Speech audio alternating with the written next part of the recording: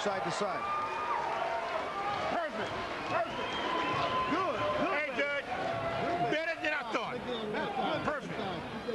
His eyes swelling up. Hold his cup out, champ. His eyes swelling up. You understand what I'm saying? I need more of them jabs and keep stepping around. I want that chin down. I want that chin down, Doc. You understand what I'm saying? I need that chin down. You understand what I'm saying? Some water. I need that chin. It gets a little bit of sneaky tactics. Here comes the elbow. Right. That's not that bad. I think he just got tangled up. The elbow hit him in the side of the jaw or the cheek, and that's completely unintentional. Nicholson looking for every angle, every edge. Right now. No. Great. Yeah. I want to see more of that. Here we go. Right here. Continues to be very composed in that Tua corner. I have a feeling, though, if this continues, it's going to get a little louder there soon. It had better. Round 4. It has been mostly Danell Nicholson utilizing his boxing style from the outside.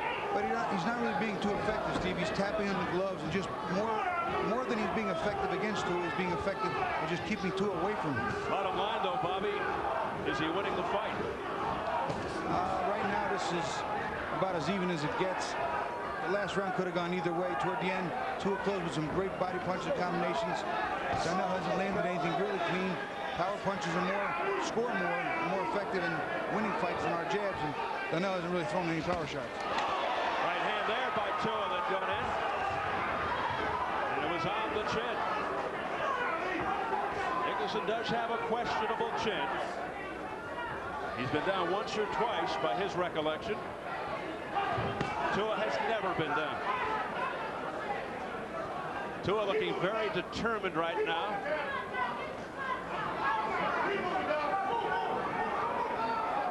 Trying to get on the inside. Big right hand, but it was a grazing blow. Not a clean shot by Tua. And Nicholson turned with it, too, which makes it even less. Tua missing with that left hook. Hold, stop. That's his come on. big punch. One for you guys. One for you. His big knockout punch, for the most part, the left hook. David Tua in the red.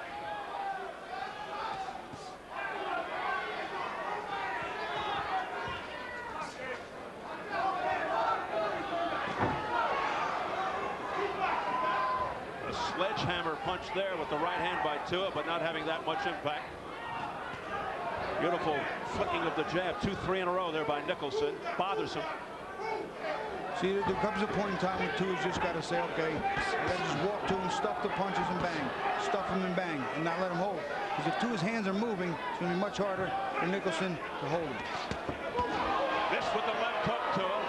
For the most part, this is the David Tua we saw mostly against Lennox Lewis. But, folks, this ain't Lennox Lewis. That's what's troubling.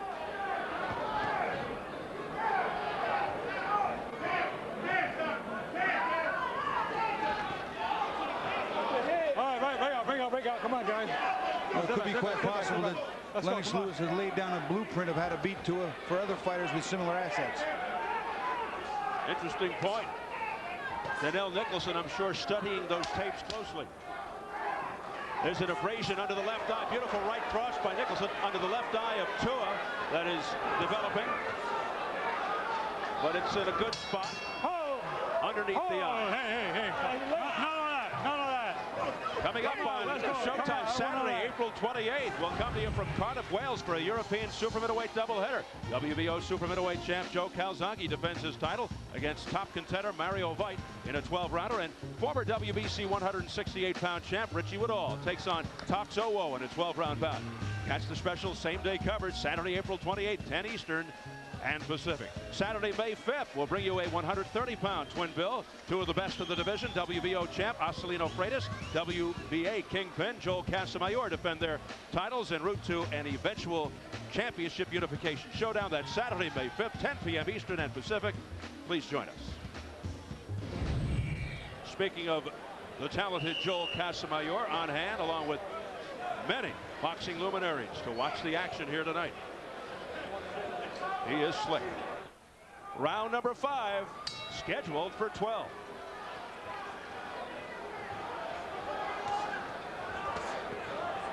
Nicholson opens up the round again with that jab.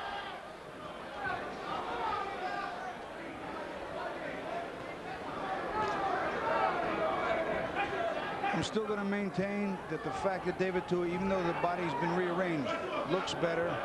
Maybe he's less fat, but still weighs more. He cannot generate the speed necessary to cut the distance down on these guys and catch them with his punches before they get out of the way. He's got to lose some weight, Steve. He's at 247. He was 245 for the Lennox Lewis fight in November. His high 253 a few fights ago against Obed Sullivan, whom he stopped in 51 seconds.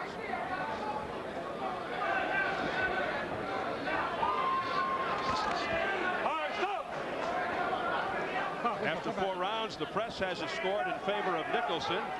Ron Borges, Wallace Matthews, and Michael Rosenthal. Ron for the Boston Globe, Wally the New York Post, and Michael the LA Daily News.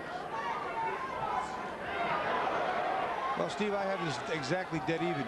I thought that the first round was clearly Nicholson's. The second 2 I gave to Tua. He was a little more effective like that on the inside working. I thought he outworked Nicholson. And the last round was all Nicholson. See, a lot of the jabs aren't landing, so they're not really that effective. Some of the power shots are a little more as far as what they count, and this is a terrible fight to have to score because there's so little action. But Tua still demonstrating as he smacks him on the head with the right there for the most part, largely, Bobby, that he still does not know how to handle a tall boxer type. Well, he is proving that he's got nothing but trouble with a tall boxer, and Danell's tall. And he's a boxer. Missed with the right, did Tua. Hold it. Let's go, come on. And right now, he's, I think, at a stage where he's trying to end it on 1 punch. And that's a mistake, especially against a boxer that gets out of harm's way so quickly. Nicholson's very fleet of foot. Oh, he got him with a left hook. Down goes Nicholson. A leaping, lunging left hook.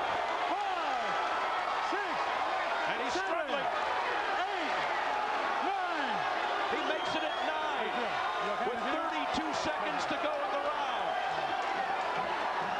He felt the wrath of Tua, who tries to end it here in round 5. And it still hurts, Steve. You can see in his eyes, they're still glassy. He wants to get out of harm's way in a big way. His legs seem okay as he looks to survive 10 more seconds of the round. Tua missing with the left. The right was blocked by Nicholson. And Nicholson wisely holds on. Let him out. That's it. He'll make it to the bell, but on some unsteady legs. Sit down. Relax. Nice and relax, right? On the throat. Doc. You all right, Doc? You got your hands down and your chin up. All right? This motherfucker This is what I'm saying? Doc. In the middle of the ring. Well, the chin finally got tested. David Tua's lethal left hook. That, you know what? That's not even a good left hook, but if you notice, Nicholson's head was up so high in the air that his neck snapped viciously. Watch. See, his head he's leaning backward. His head is separated from his body. Bobby, could you call that a left jaw to the hook? I'm telling you. There you see it. You see how his head snaps? Nicholson didn't have his chin tucked. That was not even a good left hook, not even close by Tua. It was an awkward, off-balance left hook, but Nicholson's chin was in a bad position. Raised high in the air. 2:10 mark to round 5. A lunging left hook by David Tua.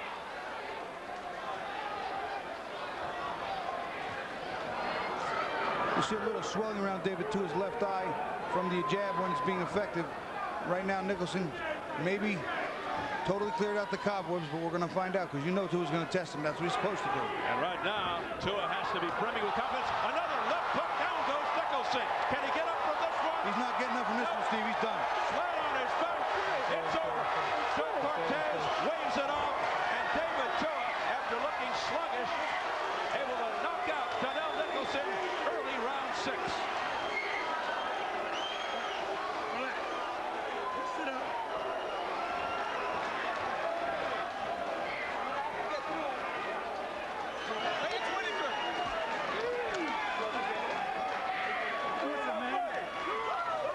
So David Tua looking to redeem himself himself after the lackluster performance against Lennox Lewis in November.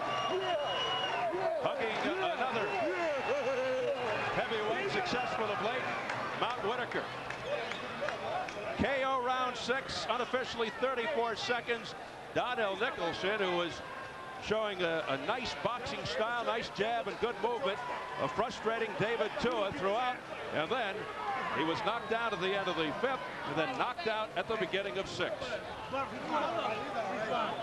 Nicholson there being comforted by his wife Marva, and it's hugs around for David Tua, able to bounce back. But I tell you what, over the first 5 rounds or so, there were some anxious moments.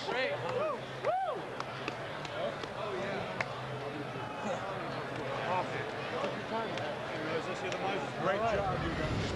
This is good night, sweet prince. Nicholson again keeping his head high. That is a clean left hook. Head high. You cannot keep your head high. Keep your chin separated from your body. You got to tuck your chin in. We look at it again. Watch how high he's got his head. The fans reacting on the big screen, seeing it. Last look. Nicholson, look how high his head is. Right on the chin. Flush. Perfect left hook by David Tua. So David Tua back in the win column after suffering the loss to Lennox Lewis. Let's get the official numbers from ring announcer Jimmy Lennon Jr. Ladies and gentlemen, we have the time of 34 seconds in round number 6. The winner by way of knockout, the Tua man, David Tua. David Tua ends it in emphatic fashion. Beats the number 3 IBF contender, Danell Nicholson, lifting his record to 38-2 with 33 knockouts as Nicholson falls to 39-4. Hold on. Tua joining Jeremy Williams, Andrew Galata, and Kirk Johnson as the only fighters to beat Nicholson. Tua, the number 5 IBF contender. Now that's the David Tua his fans know and love. Automatically he jumps to number 1, but not the mandatory for the title. Next, Bobby, he told us he wants to fight only guys in the top 10. Well, I think the IBF is talking about him fighting the winner of the Chris Bird-Maurice Harris fight. That would be an interesting fight. Those are 2 movers, excellent boxers, great speed, hard to hit. But they're not quite as tall as the Lennox Lewis and Danell Nicholson, but they could be interesting bouts. Bird's in the top 10 in 2 world organizations. Harris unrated, and they'll be fighting for the USBA title to become the mandatory, perhaps. Let's get it up to Jim Craig. All right, thank you very much, Steve. David, how would you assess your performance tonight? Oh, what can I say? I got lucky. Well, to a lot of fans, it may appear like that because it seemed rather lackluster up until that hook in the 5th round. Well, first of all, and foremost, I give glory and victory to God Almighty for helping me out with the fight. And I thank everybody from the trainers, Dan, everybody, American Percent, everybody. I mean, you name it, Team Tua for putting in the effort and disciplining themselves for getting me in great shape for this fight. Yeah, well, I mean, what can I say? I mean, I expect it was going to be a tough fight because the simple fact that Danell Nicholson has got the style of Lennox Lewis, which gives me a lot of problems in the title fight. But therefore, I had worked very, very hard in the gym day in and day out with no disrespect to Joe Moses, now Moses. And, you know, he grinds me and he breaks me and rebuilds me every day. So I was ready for this fight. Before we look at the knockdowns, is it your assessment that you've improved? These big guys do give you a problem. The jab keeps you away, and it's hard for you to move in. Do you feel as though you have improved since you fought Lennox Lewis? Yes. I truly believe that it's a long time coming. Hell of a learning experience from the Lewis fight where I've got a new crew now with no disrespect to Ronnie Shields, but yeah, I've been working very, very hard with Joe, Kevin, Marty, Brian. I mean, you name it. I mean, you know, everybody plays a special part to get me prepared and ready for tonight. Let's take a look at a couple of these knockdowns right here, David. First in the 5th round, you described it as lucky. Here it is. As my father always says, son, you got lucky.